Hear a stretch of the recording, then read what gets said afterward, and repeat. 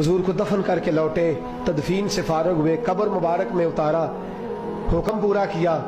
कहते हैं वापस आए तो जनाब अनस से सैयदा फातिमा कहने लगी, अनस तूने भी मेरे रसूल पे मिट्टी डाली है, अनस तेरी जुर्रत हो गई थी। फरमाते उस वक़्त फातिमा का पहला आंसू गिरा और फिर 6 महीने हुजूर के बाद हयात रही, मैंने उसके आंसू ही गिरते देखे। लोग सो जाते, वो हुजूर के रोज़े पे जाके बैठ जाती।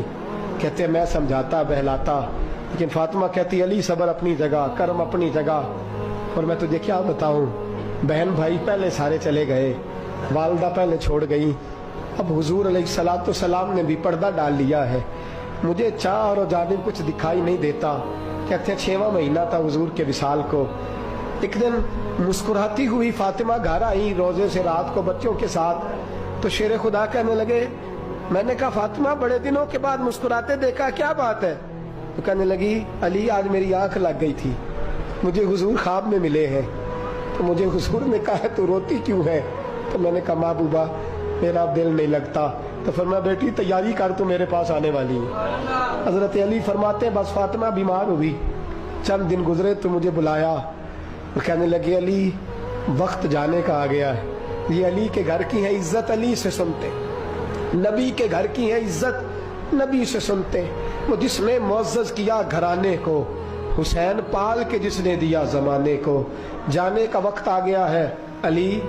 पहली बात तो यह है कि हुजूर की नवासी जनाब उमामा से शादी कर लेना, वो हुजूर को बड़ी प्यारी है।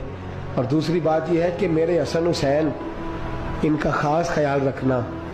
और तीसरे लफ्ज कहे तो हजरत अली तड़प के रोए, कहने लगी मैंने वक्त गुजारा है, आपकी हुकूक मेरी जिम्मेदारी थे, मैं इंसान थी भूल जाती थी, अगर मुझसे कहीं कोई कमी रह गई हो तो मुझे रज़ाए इलाही से दरगुजर करना, कहीं मैं हुजूर के सामने जाके शर्मिंदा ना हो जाऊं। शेर खुदा करम अल्लाह ताला वजहुल करीम फरमाते मैंने हाथ थामा और मैंने कहा फातिमा अली का बड़ा मर्तबा था, पर जो तेरी निस्बत से कमाल था वो तेरा ही था। तू कैसी बात करती है, तूने तो हद कर दी, शहजादी होके मेरे घर में खादिमों की तरह रही। हजरत फातिमा रज़ियल्लाहु ताला अन्हा का दूसरा हुक्म ये हुआ कि मुझे रात को दफनाया जाए। और फरमाया मेरे पहले मदीने में ऐसा नहीं होता था, ये हजरत फातिमा ने सबसे पहले कहा। फरमाया मेरी चारपाई के साथ लगा के ना शाखें, चारपाई के साथ तो ऊपर ला के उन्हें ऊपर से बांध देना और उन शाखों के ऊपर एक कपड़ा डालना, मेरे कफन पर भी किसी की नजर न पड़ जाए।